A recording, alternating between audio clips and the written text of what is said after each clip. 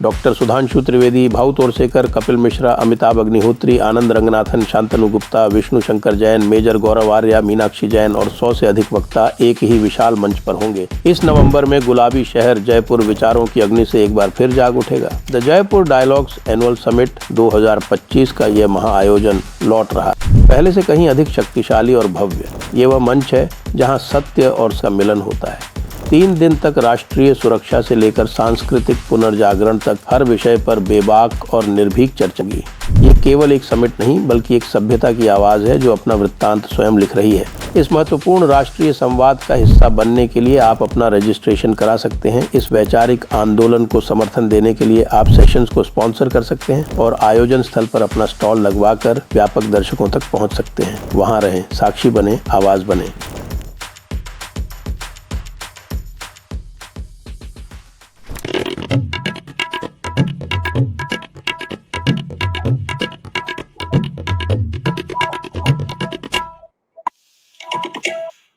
नमस्ते, आप सभी का स्वागत है आज के इस कार्यक्रम में। और आज हमारे साथ है मेजर जनरल सुधाकर जी, और आप जयपुर में ही रहते हैं। और आपको विशेषता बता दें कि पूरा का पूरा नॉर्दर्न बॉर्डर संभवतः अकेले सीनियर ऑफिसर है जिन्होंने शायद पूरा का पूरा नॉर्दर्न बॉर्डर यानी कि जम्मू सेक्टर से लेके श्रीनगर और ऊपर पूरा लद्दाख के 3 सेक्टर सारे जो है वो कमांड किए हैं। और साथ में आप चाइनीज़ भी जानते हैं। तो मैं तो चाइनीज़ जानता नहीं। आप लोगों को कोई चाइनीज़ में मैसेज भेजना हो तो ज़रूर भेजिएगा। तो आपका बहुत-बहुत स्वागत है आज जयपुर डायलॉग्स पे। Thank you Sanjay, thank you so much. वैसे आपका पहले एक पॉडकास्ट आ चुका है जो हमने आमने सामने बैठ के किया था, दैट वाज वेरी पॉपुलर। तो आज विशेष रूप से जो विषय है वो मैं ये आपसे जानना चाहता हूँ कि ये पाकिस्तान जो है वो अचानक वापस न्यूक्लियर थ्रेट क्यों देने लगा है? देखिए संजय, फिर दोबारा आपको मैं तहे दिल से प्रणाम और नमस्कार करता हूँ और धन्यवाद देता हूँ कि आपने आपके शो के लिए मुझे इनवाइट किया। जहाँ तक आपकी सवाल है, सवाल के जवाब में मैं सिर्फ इतना ही कहूँगा, हमारे दर्शकों की अच्छी समझ के लिए मैं उनकी ध्यान थोड़ा सा पुराने इतिहास में ले जाना चाहता हूँ। सुन तzu ने एक बहुत अच्छा कहावत कहा था अंग्रेजी में कि tactics without strategy is noise before defeat. So आपके सवाल की जवाब में मैं सिर्फ इतना ही कहूंगा कि ये एक किस्म की एक नॉइज शुरू हुआ है और जिस मटके में पानी कम होता है उसमें आवाज ज्यादा होते हैं।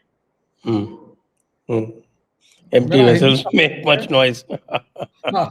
हिंदी कमजोर है इसलिए मैं थोड़ा सा मिलता जुलता भाषा जो मैं बोल सकता हूँ वो मैं बता देता हूँ। हमारे यहाँ कहते हैं अधजल गगरी छलकत जाए। ब्यूटीफुल संजय। तो इसी के साथ मैं सिर्फ सबको बताना चाहता हूँ आज हो क्या रहा है, जो सवाल की जवाब देने से पहले कि पाकिस्तान के इतने सारे फ्रंट खुल गए हैं।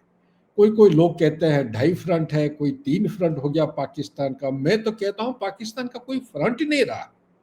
It is open from all sides.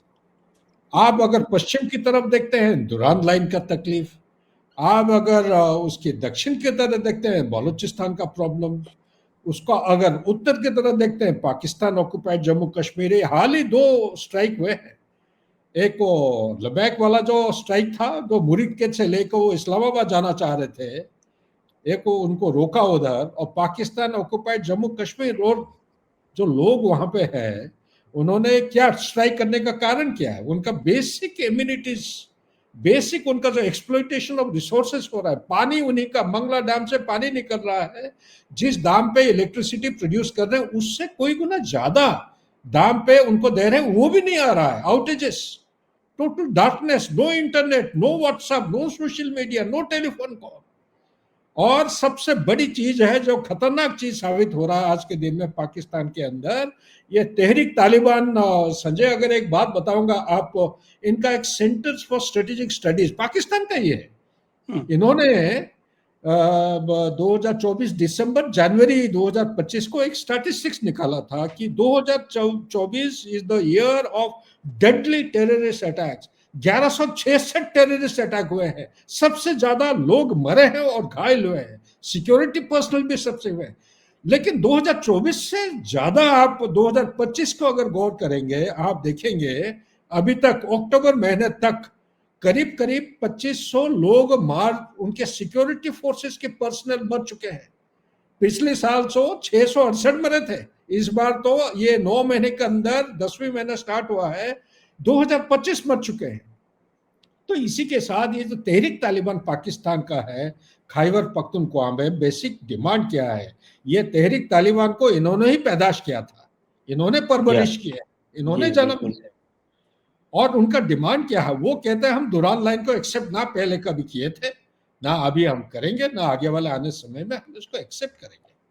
दुरान line is not acceptable. 2640 kilometre का जो डिस्टेंस है, जो उन्होंने फेंसिंग कह रहे हैं 90% बना रखे हैं, उन्होंने तोड़फोड़ कर रखा है काफी दूर। और खैबर पख्तूनख्वा का टोटल डिस्टेंस जो है, ये दुरान लाइन का जो लेंथ है करीब 1580 किलोमीटर है। और जो चेक पॉइंट है सबसे बड़ा, ऐसा एक उन्होंने पॉलिसी बनाया पाकिस्तान ने कि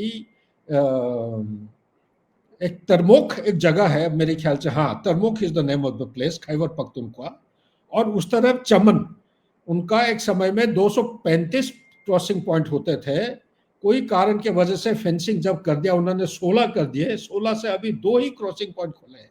उसको बोलते हैं ग्लोबल गेटवे, और उसको 24/7 खुला नहीं रखते, जब मर्जी तब खुलते हैं, जब नहीं चाहिए तब बंद कर देते हैं। ऐसा हालत में लोगों के बीच में आने जाने का जो एक रास्ता था वो बंद हो चुका है। प्लस उनके जो इलीगल, पाकिस्तान के हिसाब से जो इलीगल माइग्रेंट है, पश्तून से आके बसे हुए थे, उनको वहां से धकेल के निकाल दिए हैं। कहां पे? अफगानिस्तान में।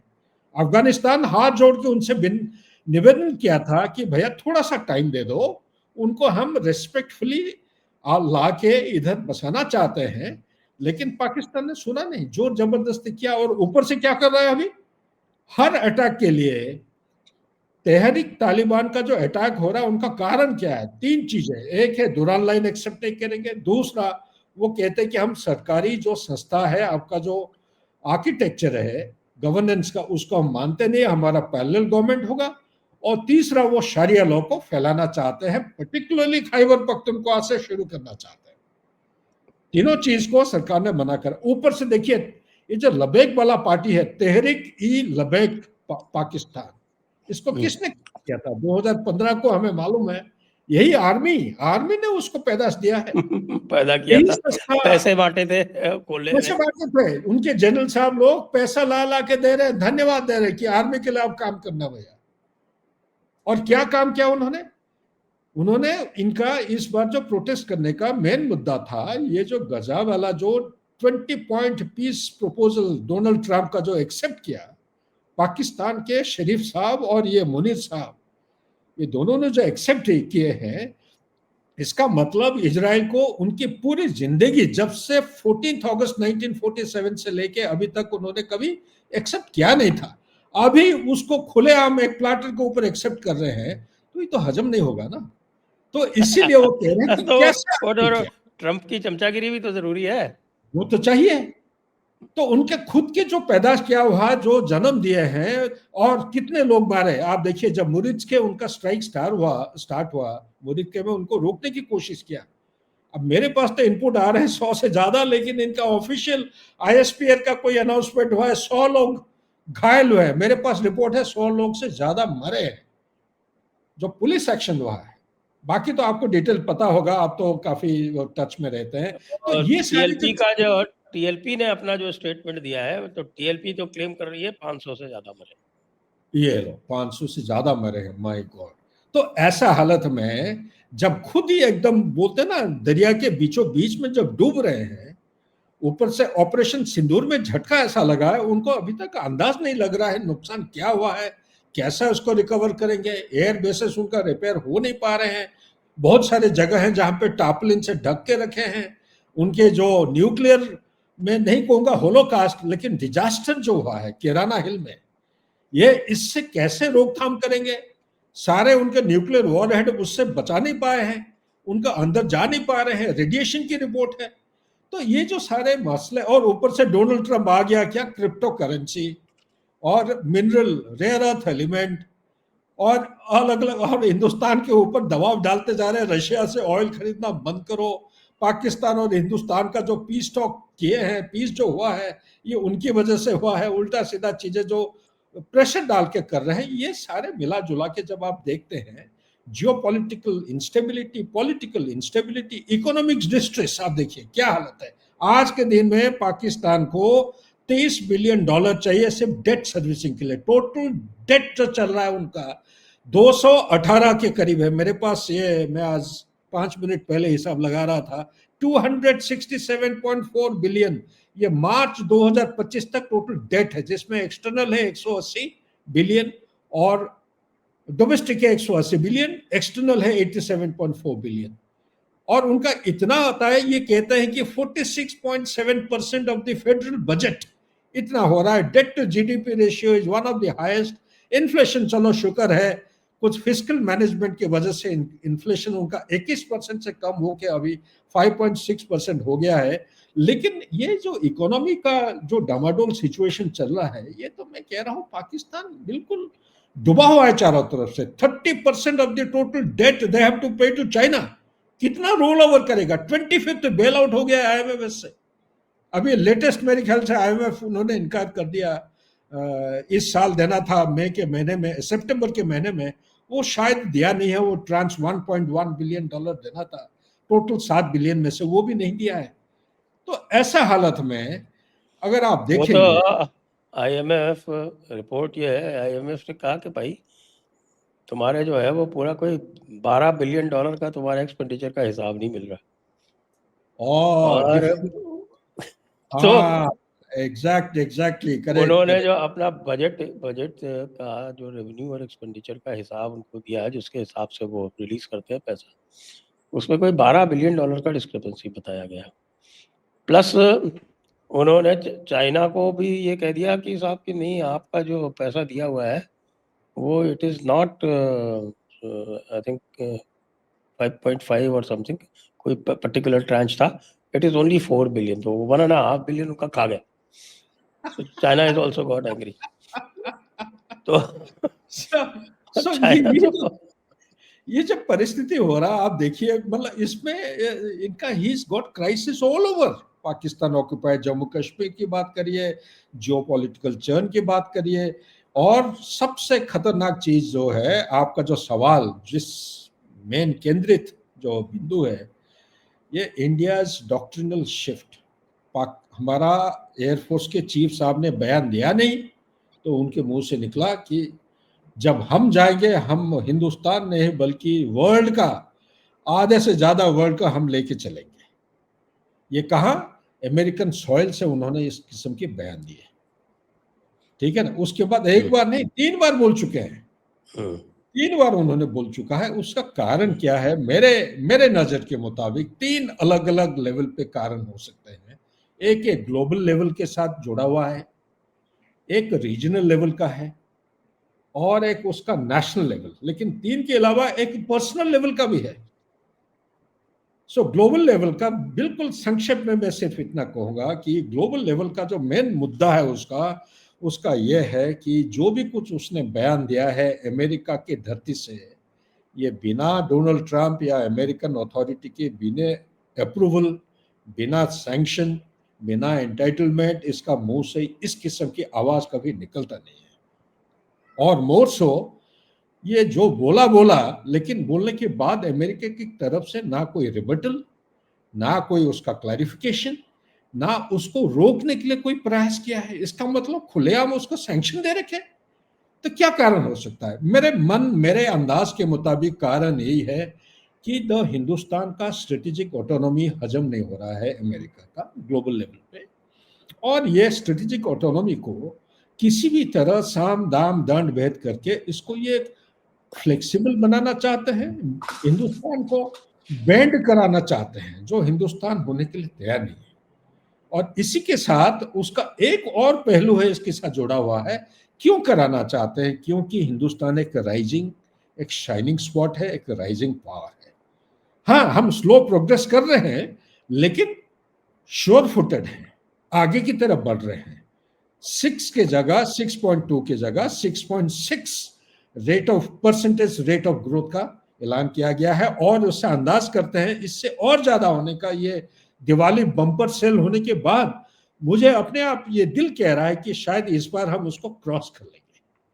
इतना टैरिफ, 50% टैरिफ देने के बावजूद भी ओवरऑल एक्सपोर्ट आप देखिए सितंबर के महीने में 6.78% के करीब करीब हमारा ओवरऑल एक्सपोर्ट की ग्रोथ हुई है। हाँ, अमेरिका के साथ 2-3 आइटम हैं जिसका हमारा ट्रेड डेफिसिट हुआ है, लेकिन ओवरऑल ग्रोथ हुआ है 6.7 के करीब। और साथ ही मैं यहीं पे जोड़ना चाहता हूं, इकोनॉमी जो इशू है, वो चाहते हैं कि हिंदुस्तान इकोनॉमी की प्रोग्रेस इतना तेजी से नहीं होना चाहिए जितना हम कर रहे हैं। चाहे वो कुछ भी चाहें, चाहे वो कुछ भी कहें, हम प्रोग्रेस करेंगे। हिंदुस्तान एक प्रोग्रेसिव, फॉरवर्ड लुकिंग, एक ग्लोबल पावर बनने जा रहा है। $30 ट्रिलियन आज के दिन में $2,800 की एक पर कैपिटा चल रहा है। हमारा टारगेट है हम $20,000 का पहुंचेंगे 2047 या उससे पहले। और आज के दिन में जीडीपी है $4.19 ट्रिलियन। हमारा टारगेट है, मैं ये कहूंगा कि 2035 तक अगर 10 ट्रिलियन बन जाए, 2040 तक अगर हम किसी भी तरफ 15 ट्रिलियन तक पहुंच सकते हैं, और इसी को अगर हम दुगुना मल्टीप्लाई तेजी के साथ अगर बढ़ सकते हैं कि ये 2047 तक ये फिगर $30 ट्रिलियन बनने का हमारा टारगेट है। इसको 47 तक, 47 तक, 2047 तक वो नहीं चाह रहे हैं।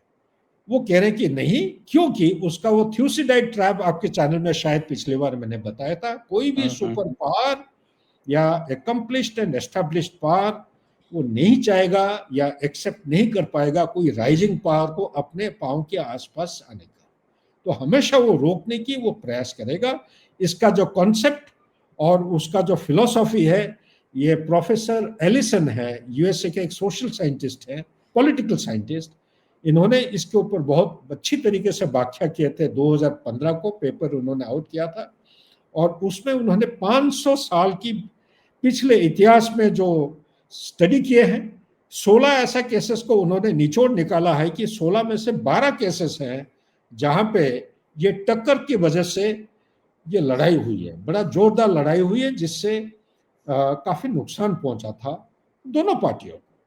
तो इससे वो कह रहे हैं कि जो आज के दिन में चाइना यूएसए के लिए जो जिस किस्म का एक चुनौती है, इसी तरह हिंदुस्तान चाइना के लिए और अमेरिका के लिए भी एक चुनौती है। अमेरिका नहीं चाहता है कि हिंदुस्तान को पूरा छूट दे दें कि हम एक सेकंड चाइना बन जाए, उनके लिए एक बड़ा एक हेडेक बन जाएगी। इसलिए वो अभी से ब्रेक लगाना चाहते हैं हिंदुस्तान के ऊपर इसी जरिए से। ये है ग्लोबल पर्सपेक्टिव। रीजनल पर्सपेक्टिव में मैं ये कहूंगा कि ये इजराइल को किसी भी तरह पाकिस्तान को फंसा के अमेरिका जोर जबरदस्ती या उसको किसी भी तरह ट्रैप में डाल के पाकिस्तान को इजराइल एक्सेप्ट कराना की कोशिश कर रहे हैं, और साथ ही अब्राहम एकॉर्ड के साथ जोड़ना चाहते हैं। और अब्राहम एकॉर्ड हमारे दर्शकों को अच्छी तरह समझ में आएगा, ये एक बुनियादी एक डिफरेंस ऑफ ओपिनियन होगा। पाकिस्तान के जो नागरिक हैं ये इजराइल को किसी भी तरह एक्सेप्ट नहीं कर पाएंगे, क्योंकि आपको मालूम है ये एक इस्लामिक रिपब्लिक है और रिलीजन के आधार पर ये देश को क्रिएट किया गया था। तो ये बुनियादी एक डिफरेंस हो जाएगा। It is eight there peril of existence अगर ये एक्सेप्ट करते हैं। मेरे खबर के मुताबिक डोनाल्ड ट्रंप पीछे पढ़ के ये पाकिस्तान को एक्सेप्ट कराएगा। और तीसरा, नेशनल लेवल पे कोई भी इस किस्म की जब ड्रामा करता है मुनीर, ये ड्रामा इसलिए करते हैं क्योंकि इनके पास आज के दिन में ऑप्शन कोई है नहीं।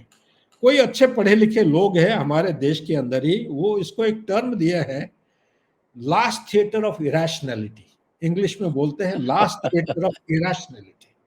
और इसी को कोई जगह इसको यूज भी किए हैं बड़ी अच्छी तरीके से, द कल्ट ऑफ इरेशनैलिटी।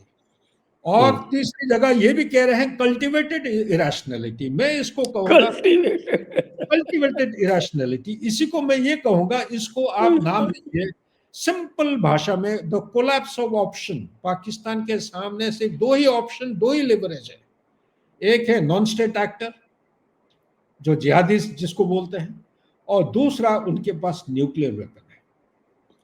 और न्यूक्लियर वेपन का इसको ब्लफ, ऑपरेशन सिंदूर के दौरान जो हमने उसको we have called it a bluff, उससे पहले भी 2 बार हम कर चुके हैं। एक ऑपरेशन उरी के बाद जो हुआ था, ट्रांस बॉर्डर सर्जिकल ऑपरेशन, और उसके बाद जो हमने बालाकोट में किए थे, ये 2 बार clear cut, well defined, without any doubt उनका न्यूक्लियर ब्लफ बोल चुके हैं।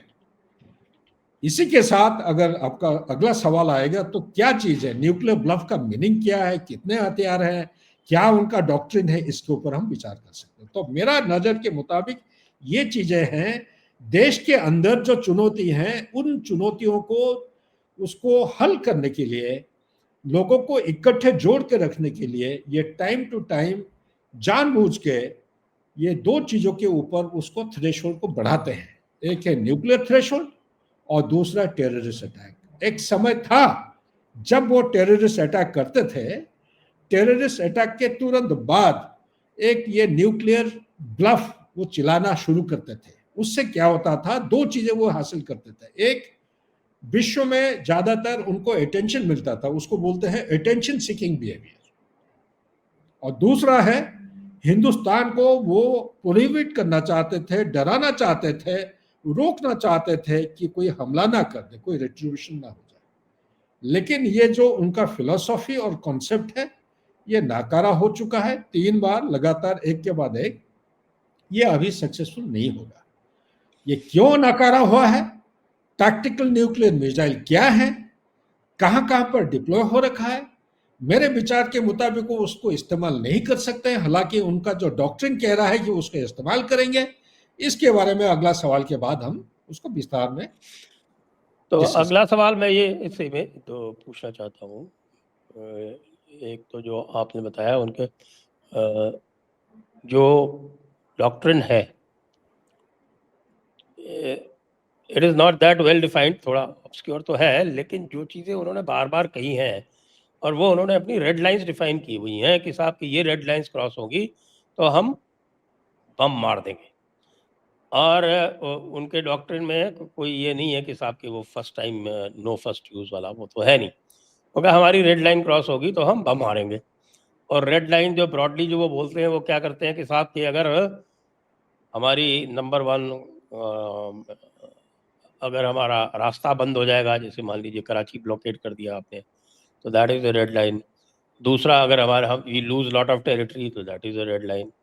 तो उसी के लिए उन्होंने वो टैक्टिकल न्यूक्लियर वाला डेवलप किया हुआ है कि साहब हम अपने टेरिटरी में ही बम मार लेंगे। और तीसरा जो उन्होंने अक्सर कहा है, वो ये कहा है कि साहब कि अगर हमारे जो है वो पानी को खतरा होता है तो that is another red line. तो साहब वो पानी वाला तो हमने कब का तोड़ दिया, उसके बारे में तो आजकल बात ही नहीं कर रहे, इंडस वाटर ट्रीटी के बारे में, they not even talking about it. अच्छा, और इसमें भी आपके हालांकि डिक्लेयर नहीं किया गया था, लेकिन सबको पता है कि कराची वाज इफेक्टिवली ब्लॉकेटेड ऑपरेशन सिंदूर में। तो क्या हुआ उस टाइम पे? तो कुछ किया नहीं, और अब फिर से कह रहा है operating in a nuclearised environment they can not take us lightly. अरे व्हाट द हेल। ये सब ये वही है ना, मैंने शुरू में बता दिया था कि एम्प्टी वेसल साउंड्स मच, वही कहानी हो रहा है, इनको पता है। इसके बाद मैं अगर भूल जाता हूँ, मेरे को याद दिलाएगा किस तरह अमेरिकन कंट्रोल के नीचे इनके न्यूक्लियर आर्सेनल आ गया है। मेरे पास सबूत है नहीं, ठोस सबूत, लेकिन मैं रिसर्च किया हूँ, मेरे रिसर्च के मुताबिक ये इनके फुल कंट्रोल इनके नीचे नहीं है। ये सिर्फ एक सोवरेन नेशन होने के नाते उनको इज्जत देते हुए ये सिर्फ एक डुअल कंट्रोल सिस्टम में चल रहा है अभी।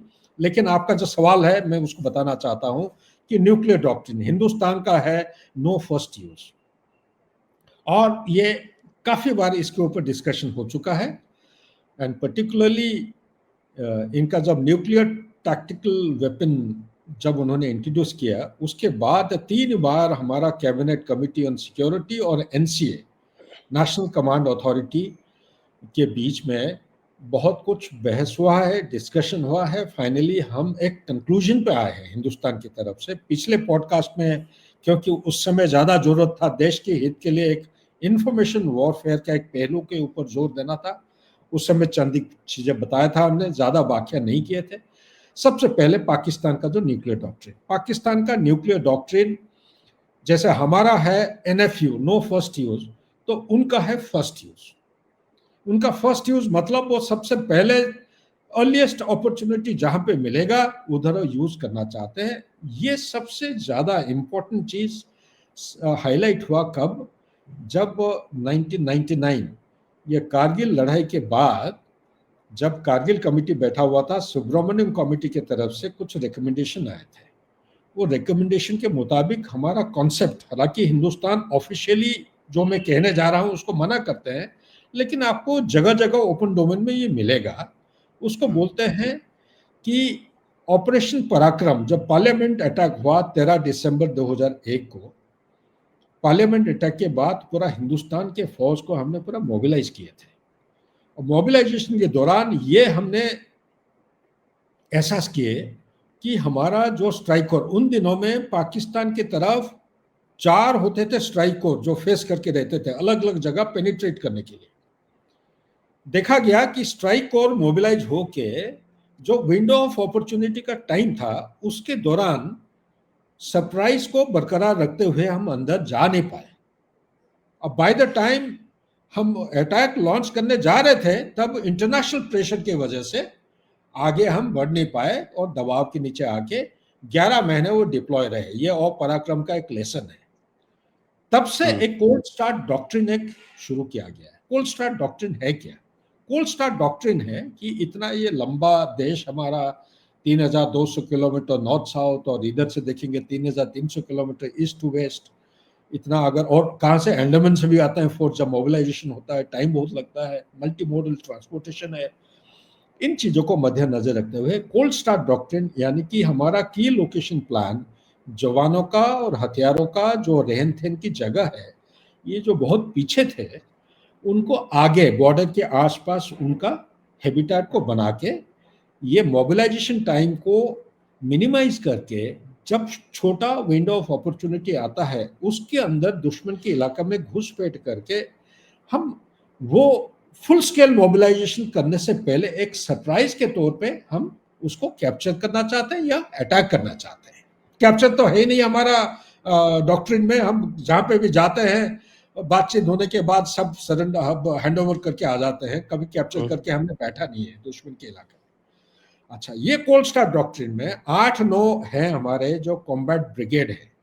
ये ब्रिगेड है, थोड़ा बहुत तो कैप्चर करके बैठे हुए हैं ना आपके, ये तुर्तुक वगैरह तो हमने लिए ही थे ना।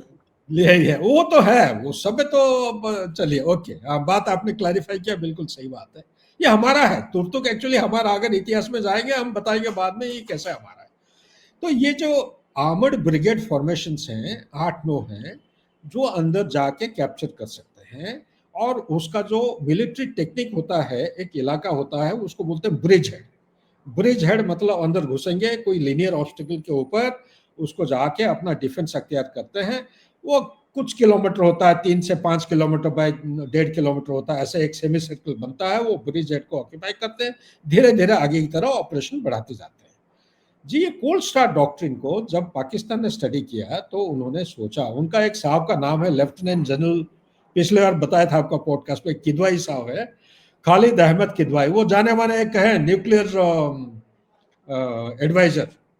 उनका एनसीए के उस समय डीजी, एक स्पेशल ऑपरेशंस का होता था, उसके डायरेक्टर थे, डायरेक्टर जनरल खालिद अहमद किदवाई साहब। उन्होंने एडवाइस दिया था गवर्नमेंट को, और उनके एडवाइस के आधार पर एक tactical nuclear weapon system start किए थे ना। टैक्टिकल न्यूक्लियर वेपन क्या होता है और पाकिस्तान के आर्किटेक्चर इकोसिस्टम में कितना, कहाँ पे है ये? पहले आज के दिन में पाकिस्तान के पास टोटल कुल मिला के अंदाजन सिप्री की रिपोर्ट के मुताबिक, जो Stockholm Institute of International Peace Study का जो स्टैटिस्टिक्स आता है ईयरली, उसके मुताबिक 170 न्यूक्लियर वेपन्स हैं।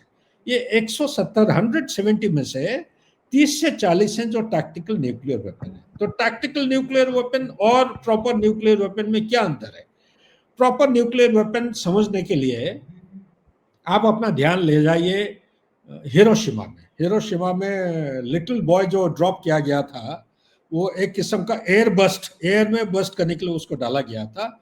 वो न्यूक्लियर बॉम्ब का कैपेसिटी या यील्डिंग पावर था 15 किलो टन, यानी कि 15,000 ton of high explosives, TNT जो बोलते हैं।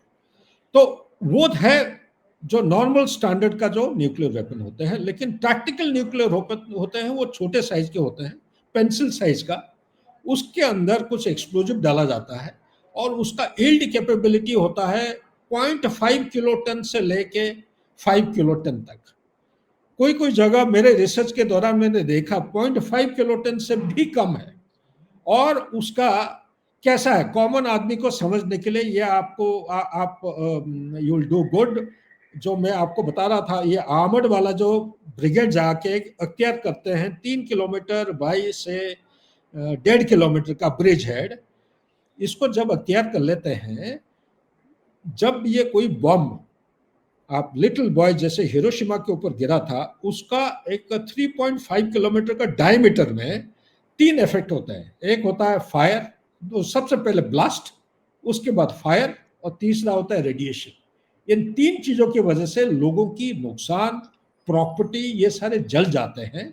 तो 3.5 किलोमीटर के अंदर चीजें होते हैं वो बिल्कुल राख हो जाते हैं। और जो 3.5 किलोमीटर के बाहर होते हैं वो अलग अलग इंपैक्ट होता है। एक फायर बॉल जो होता है, फायर बॉल के बाद एक स्टॉर्म होता है, फायर स्टॉर्म। फायर स्टॉर्म क्या होता है कि वातावरण का जो हवा है उसको एकदम सख्त कर लेता है, अंदर ले लेता है। इससे भी बहुत नुकसान होता है। लेकिन सबसे ज्यादा नुकसान होता है रेडिएशन का। ये लॉन्ग टर्म धीरे धीरे धीरे धीरे लोगों को जख्मी करा के वो काफी नुकसान पहुंचाता है। तो इससे क्या होता है कि ये जो मैंने आपको बताया जगह, ये जगह अगर ये 3.5 किलोमीटर का डायमीटर बता रहा हूं, तो उसका रेडियस बनता है करीब 1.75 किलोमीटर का रेडियस होता है। 0.5 जब किलोटन होता है, उसका जो इफेक्टिव एरिया है, इम्पैक्ट एरिया, उसका कम होके 1.75 से कम होके 0.8 किलोमीटर का रेडियस होता है। 0.8 रेडियस अगर आप देखेंगे, ये 3 किलोमीटर बाई 1.5 किलोमीटर एरिया को न्यूट्रलाइज या आप अगर पल्वेराइज करना चाहते हैं तो आपको 100 से ज्यादा। एक ऑथर हैं टेली साहब, जिनका नाम अभी न्यूज में आया था, जो गिरफ्तार हो गए। हाँ, जो गिरा, वो एक न्यूक्लियर रिसर्च काफी लेखक हैं, बड़े अच्छे लिखते हैं। उन्होंने पाकिस्तान को सुझाव दिया था। ये पाकिस्तान ने 2015 को सबके सामने एक पब्लिश किया था कि ये जो टैक्टिकल वेपन, न्यूक्लियर वेपन है, ये पाकिस्तान इसको अख्तियार कर रहा है। 2016 को शरीफ साहब विजिट के लिए जा रहे थे अमेरिका में। अमेरिका ने इसके ऊपर बहुत प्रेशर डाला कि उसको आप वापस करो, तो पाकिस्तान ने बोला कि वह हमारे पास है ही नहीं, तो उन्होंने कबूल किया ही नहीं। अभी तक भी चल रहा है कोई कोई जगह। तो पाकिस्तान, यूएसए ने उनको रिपोर्ट दिखाया था, सैटेलाइट इमेज वगैरह। ये जो 30 से 40 टैक्टिकल न्यूक्लियर वेपन है, ये है कहां पे? अभी एक कारण की वजह से सीनियर कमांडर्स को नहीं दिया गया है, फील्ड फॉर्मेशन को नहीं दिया गया है। क्यों नहीं दिया गया है? देने के लिए हथियार को कोई भी देश में हो, उसको इफेक्टिव कमांड कंट्रोल सिस्टम के नीचे रखा जाता है। उसको बोलते हैं न्यूक्लियर कमांड अथॉरिटी। कम से कम 3 होते हैं उसका आर्किटेक्चर में, इकोसिस्टम में 3 जना होते हैं। एक रिकमेंड करते हैं, इनिशिएट करते हैं, एक रिकमेंड करते हैं, कि अप्रूव होता है। 3 अथॉरिटी से जब तक क्लियरेंस नहीं होगा, वो बटन दबाने का एक कंसेंसस नहीं होता है। तो ये जो चीज है, जब आप टैक्टिकल मिसाइल बनाते हैं तो आप टैक्टिकल कमांडर क्या होता है? टैक्टिकल कमांडर है जब हमारे हिंदुस्तान के तरफ से ये ब्रिगेड और डिवीजन को कोई मानते नहीं है, ये छोटा मोटा फोर्स है। जब न्यूक्लियर वाला बात करते हो तो वो बात करते हैं कोर साइज का फॉर्मेशन जब अंदर आता है। जब कोर अंदर आता है, वो 30 से 40 किलोमीटर एरिया का वो कब्जा करके अंदर घुसता है पूरा। तो अलग अलग उसका एक्सिस ऑफ एडवांस होते हैं। तो इस चीज को न्यूट्रलाइज करने के लिए ये टेलिस साहब जो है, एशलिस टेलिस जो नाम है, एशली, उन्होंने कहा था कि भैया आप जिस कॉन्सेप्ट के आधार पर उसको आप आगे बढ़ाना चाहते हो, ये ना के बराबर होगा। क्योंकि यूएसए ने एक एक्सपीडिशनरी फोर्स कोई कोई जगह इसको ट्रायल भी कर चुके हैं या इसको वैलिडेट कर चुके हैं, ये नाकामयाब होगा। क्योंकि ये सारे कारण बताए थे कि जब आप टैक्टिकल न्यूक्लियर वेपन यूज करते हैं, सबसे पहले आपको pre delegation of authority to field commander किया जाता है। पाकिस्तान जैसा देश है जिसके अंदर भरे हुए हैं, पर एपिसेंटर ऑफ टेररिस्ट है, जब आप प्री डेलीगेट करते हैं, जूनियर कमांडर्स को ऑथराइज करते हैं, तब कौन सा हथियार, कौन सा न्यूक्लियर बॉम्ब किसके हाथ में जाएगा तो उसका पता होता नहीं होगा। फिर दूसरा चीज, रिस्क ऑफ मिसकैलकुलेशन। जब आपका जो 3 जो ना अथॉरिटी बताया मैंने, जब जूनियर कमांडर के पास जाता है, आपका वो आर्किटेक्चर एक्सपैंड हो जाता है, तो मैनिपुलेट होने का, काफी मिसकैलकुलेशन होने का, जब आपको बताना बटन को दबाना चाहिए उससे पहले या उसके बाद में, ये होने का काफी खतरा रहता है। तीसरा चीज आपको मैंने बता दिया थोड़ी देर पहले कि यह हथियार जो है जिहादियों के हाथ में पड़ने का काफी अंदेशा है। जरूरी नहीं है कि सिर्फ न्यूक्लियर हथियार हाथ में जाए, अगर उनके पास हाईली एनरिच्ड यूरेनियम कोई भी फॉर्म में उनके हाथ में, उनके कपड़े के साथ लग जाता है, ये एक किस्म का डर्टी बॉम्ब की तरह उसको इस्तेमाल कर सकते हैं। आपके घर में कोई मेड सर्वेंट आ रहा हो, कोई आ रहा है, कोई प्लम्बर आ रहा हो, या कोई हेयर कटिंग करने आ रहा हो, या कोई बिजली का इलेक्ट्रिशियन करने आ रहा हो, उसके ड्रेस के साथ अगर कुछ इसके रेडिएशन इफेक्ट या एनरिच्ड यूरेनियम अगर लगा हुआ हो, ये एक किस्म का डर्टी बॉम्ब के तरह यूज किया जा सकता है, जिसका बहुत बुरा असर पड़ेगा, बहुत बुरा इम्पैक्ट रहेगा रेडिएशन इफेक्ट की वजह से। और सबसे बड़ी चीज ये है कि ये उन्होंने क्लैरिफाई किया था कि पाकिस्तान जब यह टैक्टिकल हथियार यूज करता है, क्योंकि ये रशिया और अमेरिका वाला कहानी नहीं है। रशिया और अमेरिका का डिस्टेंस देखिए, 10,000, 12,000, 15,000, 18,000 इंटर से डिस्टेंस है। ये पाकिस्तान और हिंदुस्तान के बीच में जब आप बात करते हैं, यहाँ पे सिटियां और जो बिल्टअप एरियाज है ये बहुत नजदीक है। तो उन्होंने उदाहरण एक दिया था कि अगर आप मान लीजिए लाहौर के आगे आके आप हिंदुस्तान के कोर को रोकने के लिए आप न्यूक्लियर बॉम्ब का यूज करते हैं, जरूरी नहीं है न्यूक्लियर बॉम्ब इस्तेमाल करने के बाद, ब्लास्ट करने के बाद उसका जो हवा का रुख है, सबको मालूम है हवा का रुख पाकिस्तान से हिंदुस्तान की तरफ आता है, मतलब पश्चिम से पूर्व की तरफ बहता है। लेकिन जरूरी नहीं है कि हवा का रुख सिर्फ इसी दिशा में चलेगा। कभी कभी ऐसा भी हो सकता है, अलग अलग कारण की वजह से यह हवा उल्टा लाहौर की तरफ चले जाए। जब लाहौर का बात आया तब झटका उनको लगा, तब चुप करके ये रह गए। उसके बाद मानसून पीरियड में तो उल्टा ही चलता है। उल्टा ही चलता है मानसून के, yes very good point you गया, मानसून के पॉइंट पीरियड में उल्टा चलता है। तब से वो चुप करके बैठे हैं। 2016 से लेके अभी तक, 2019 को थोड़ा सा मुंह खुला था, बीच बीच में ये जो चीजें अभी उभर के आ रहा है, 3 बार उन्होंने बोल चुके हैं। उनको मालूम है कि ये टैक्टिकल न्यूक्लियर वेपन से ये ना कामयाब हो पाएंगे, ना ये बैलिस्टिक। जब आप आर्सेनल तैयार करते हैं, उनके हमारे पास 3 किस्म की मीडियम है डिलीवरी सिस्टम। एक न्यूक्लियर हथियार के पास एक ट्रिगर मैकेनिज्म होता है, एक वॉरहेड होता है, और तीसरा होता है डिलीवरी सिस्टम। आज के दिन में पाकिस्तान के पास 2 किस्म की डिलीवरी है, एक है मिसाइल और दूसरा है हवाई जहाज। तीसरा नेवल वाला है नहीं, उन्होंने शुरू किया है ऑपरेशन सिंदूर के बाद, झटका लगा है, थोड़ा सा शुरू करने की कोशिश कर रहे हैं। हिंदुस्तान के पास आज हम सक्सेसफुली ट्राइड ऑलरेडी इंप्लीमेंट कर चुके हैं, मतलब इफेक्टिव है। हम कोई भी जगह से, आप चेन्नई से एक सबमरीन से स्ट्रेटेजिक बॉम्ब्स को आप लॉन्च करके पाकिस्तान में कोई भी टारगेट को आप ये कर सकते। आईसीबीएम कैपेबिलिटी हिंदुस्तान के पास है, अग्नि 5, ये 5,000, 5,500, मेरे स्टडी के मुताबिक ये 8,000 से भी ज्यादा जा सकता है।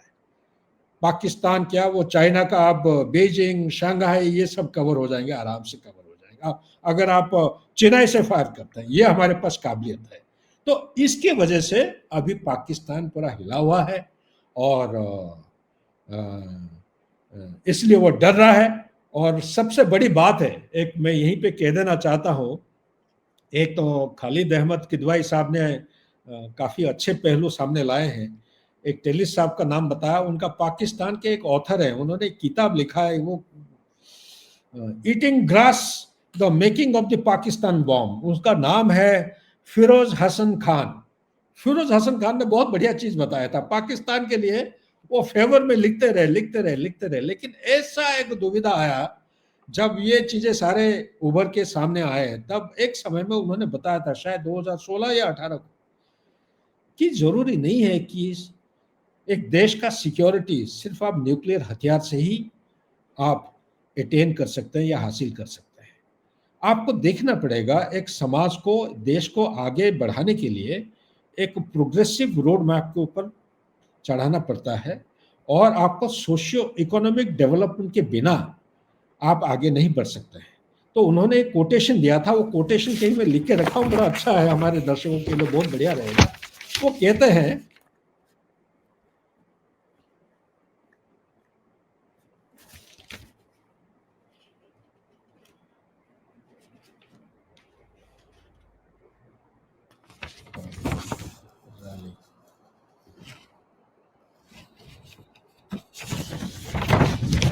हाँ ये बिल्कुल, सॉरी सॉरी, या आ गया।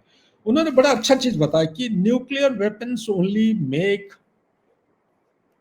Strong state stronger, they do not make weak states impregnably secure.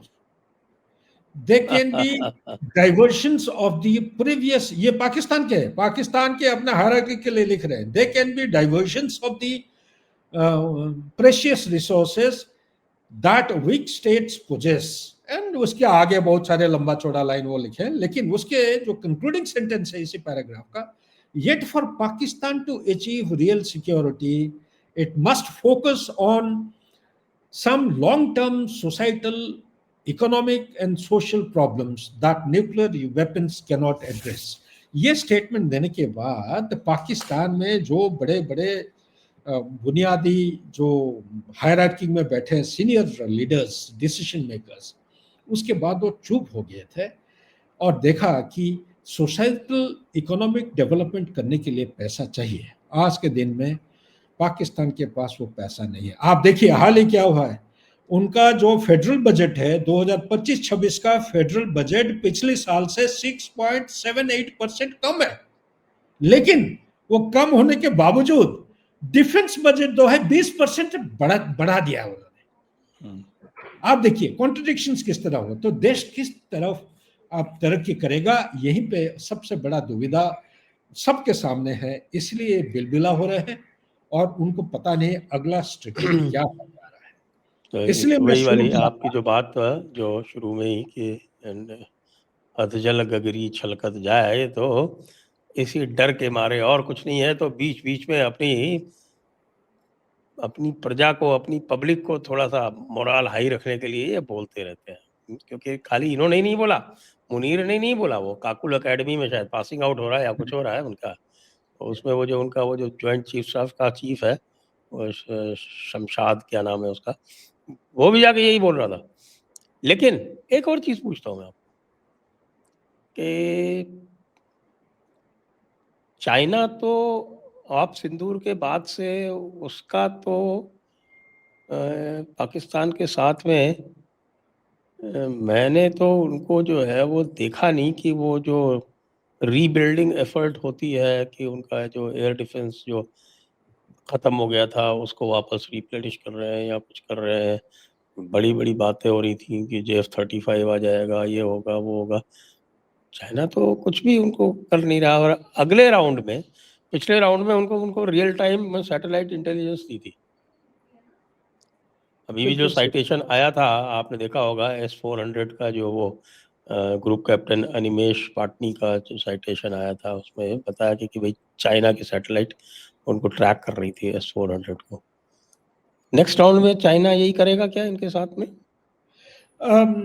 अभी तक जो एस्टैब्लिश्ड पैटर्न है, एस्टैब्लिश्ड पैटर्न के मुताबिक इनका एक ऑप्टिकल फाइबर केबल जो है ले किया गया है चेंगडू से लेके रावलपिंडी तक। ये 31 दिसंबर 2021 तक ये लेआउट हो गया था। उसका मीनिंग ये है कि कोई भी हमला हिंदुस्तान के खिलाफ होता है वो दिखाते हैं पाकिस्तान की तरफ से हो रहा है, लेकिन कमांड और उसका कंट्रोल जो है और कोऑर्डिनेशन ये चाइना की तरफ से होता है। नंबर 2, पाकिस्तान के पास कोई सैटेलाइट का प्लेटफॉर्म नाम के मात्र के लिए है नहीं, ये सारे चाइना डिपेंडेंट है। ये जो डाटा, डिजिटल डाटा जो हो रहा है, जो टारगेट सिलेक्शन करके इनिशियल लॉक इन डाटा होता है, उसके बाद मिड कोर्स करेक्शन, उसके बाद टर्मिनल गाइडेंस ऑब्जेक्टिव पर जाने का, इनको डिपेंडेंट होना पड़ेगा इसके ऊपर। यही एक कारण है, ये जो न्यूक्लियर वाला बात कर रहे थे, क्यों उसको डिस्करेज कर रहे हैं पाकिस्तान को, कि टैक्टिकल न्यूक्लियर हो या आपका बैलिस्टिक मिसाइल हो, स्ट्रेटेजिक न्यूक्लियर हो, इसको कामयाब करने के लिए आपके पास एक सर्वेलेंस आईएसआर कैपेबिलिटी बहुत अच्छे रकम का होना निहायत ही जरूरी है। जब तक टारगेट आप पिन पॉइंट नहीं सिलेक्ट कर सकते हैं, तब तक आपका गाइडेंस मैकेनिज्म ये ना कि बराबर होगा। तो इसी कारण की वजह से चाइना जो है, उन्होंने एक मदद का कमिटमेंट दिया था, लेकिन ऑपरेशन सिंदूर एक टर्निंग पॉइंट, मेरे विचार के मुताबिक ये टेम्पररी है, एक टर्निंग पॉइंट बन चुका है। टर्निंग पॉइंट इसीलिए अमेरिका एक स्लम्बर से उठा है अभी। जहां जिस जगह को कोल्ड वॉर में ये छोड़ के चले गए थे, उन्हीं जगह में वो स्पेस दे दिया था चाइना को अपने फैलाव को बढ़ाने के लिए। उन जगह में चाहे जैसे पाकिस्तान जैसे जगह है, इसका पेनिट्रेशन इतना गहरा हो चुका है, अगर एक सुपर पावर को थोड़ा बहुत रहना है इज्जत के साथ, जैसे मैंने शुरू में कहा था, no super power will like to lose its supremacy and authority at any point in time. यही चीज अमेरिका के लिए लागू है। वो जल्दबाजी में किसी भी तरह 4-5 जगह जो मेरे को नजर आते हैं, एक है पाकिस्तान के अंदर आके चाइना के खिलाफ ये स्ट्रेटेजिक राइवलरी के जरिए से उनको धकेलना चाहता है, वापस करना चाहता है, और अमेरिका उस स्पेस को रीऑक्यूपाई करना चाह रहा है। इसलिए आप सुनते होंगे 5 से 7 उनका एयर बेसेस या बेस ले लिया है पाकिस्तान में। दूसरा उनका वो मिनरल हो रहा है जो रेयर अर्थ एलिमेंट। तीसरा क्रिप्टो करेंसी के बहाने में अंदर आ रहे हैं। चौथा बागराम एयरफील्ड का बातचीत चल रही है, उसको भी लेने का, जिसको तालिबान ने फ्लैटली मना कर दिया, सॉरी नहीं देंगे। तो ये सारे एक कारण है जो चाइना को वो कंटेन, काउंटर और उसको इफेक्टिवली नीड भी कंटेस्ट करने की प्रयास कर रहे हैं। अभी हो सकता है आगे कंटेस्ट भी हो सकता है। इन्हीं चीजों को मद्देनजर रखते हुए वो कर रहे हैं प्रयास, लेकिन चाइना को मालूम है ज्योग्राफी को कोई चैलेंज नहीं कर सकता है। ज्योग्राफी के मुताबिक चाइना का डोमिनेंस अभी भी रहेगा। अगर वो सी पैक में कामयाब नहीं होता है, तो सी पैक का एक डाइवर्जन उन्होंने शुरू किया है, जो वॉकन कॉरिडोर के बीच में से अफगानिस्तान के तालिबान के साथ बातचीत आगे बढ़ा रहे हैं, जो तुर्कमेनिस्तान और उज्बेकिस्तान की तरफ ये उसको खींचने जा रहे हैं। ये इनका प्रयास रहेगा। जी हाँ, that's a very interesting perspective. तो इसीलिए लगता है मुझे कि ऑपरेशन सिंदूर 2.0 से ज़्यादा डर गए हैं, क्योंकि चाइना का कमिटमेंट उतना फर्म नहीं दिख रहा जितना 1.0 के टाइम पे था। Absolutely, I agree with you, and it is a fact. But ये सबको मालूम है, डोनाल्ड ट्रंप अभी जो ड्रामा कर रहा है, ट्रांजैक्शनल बोलिए या किंग वाला जो नौटंकी कर रहे हैं, मेरे विचार के मुताबिक सूनर और later America has to start looking within. नहीं तो ये पाकिस्तान के जैसे ये इम्प्लोड होने जा रहा है अमेरिका। 7 मिलियन लोग स्ट्रीट के ऊपर, पहली बार एक इंडिपेंडेंट अमेरिका सुपर पावर में इस किस्म की ये अनरेस्ट हुआ है, स्ट्राइक किए हैं, ये मैंने पहले कभी सुना नहीं है। और उसको जवाब देखिए किस तरफ दे रहा है एक प्रेसिडेंट ऑफ अमेरिका, जो कि थम्पिंग मेजोरिटी के साथ पावर में आ रहा है। तो ये इम्प्लोड होने का ये बड़ा खतरा है। अमेरिका एक सुपर पावर का जो भी थोड़ा बहुत 25-30 साल खींचने लायक संभावना था, ये भी काफी कमी होते जा रहा है। इकोनॉमिक फ्रंट, constitutional front, उनका constitution is at fault. They have to take very stringent action to remedy, be it the gun law or anything. Inward improvement is required. और उनका जो इकोनॉमी सबसे खतरनाक $37 ट्रिलियन इकोनॉमी का जो date चल रहा है, इसी को वो सर्विसिंग करने में बहुत मुश्किलात होगा। ये वही विलियम मैकिनली जो प्रेसिडेंट थे 1897 to 1901, उन्होंने यही तारीफ किया था कि टैरिफ्स के पैसे से फेडरल बजट को चलाएंगे, चला नहीं पाए। आखिरी में हुआ क्या, 1901 में उनकी असैसिनेशन हुआ। निक्सन की बात करिए, निक्सन का क्या हुआ, निक्सन भी यही टैरिफ का स्टार्ट किया था 1973, और फाइनली क्या हुआ, उसको वाटरगेट स्कैंडल। हालांकि दोनों चीज जुड़े नहीं है, वो अलग पहलू था, लेकिन कहीं ना कहीं गलत काम अगर डेमोक्रेट देखिए टाइम एंड अगेन, मैकिनली एक डेमोक्रेट थे, ये भी रिपब्लिकन थे, निक्सन भी एक रिपब्लिकन था। जो वाटरगेट स्कैंडल से वो इम्पीच होने जा रहे थे, फाइनली उनका जेरल्ड फोर्ड जो थे वाइस प्रेसिडेंट, उनको बचाया था। इसी तरह आप देखेंगे इसका रेगन के टाइम में वो पनिश करना चाह रहे थे जापान को, जापान के साथ ब्राजील और इंडिया को भी जोड़ दिए, इंडिया वहां पे भी फंसा हुआ था। तो ये जो चीजें हैं, ये जब तक ये कॉन्सेप्ट उनका ये नहीं करेंगे कि टैरिफ जितना इंपोज कर रहे हैं उनका कंज्यूमर के ऊपर जा रहा है, रिफ्लेक्ट हो रहा है, and it will lead to hyper inflation, it will lead to unemployment, it will cause unrest in the society which is happening now. And he is disregarding the Congress. Congress is supposed to approve certain things. वो बोलता है no, president is empowered to do it. करने दीजिए. So ये इन्हीं कारण के वजह से टाइम कम है, इसलिए मैं जल्दी इसको संक्षेप में कहना चाहता हूँ.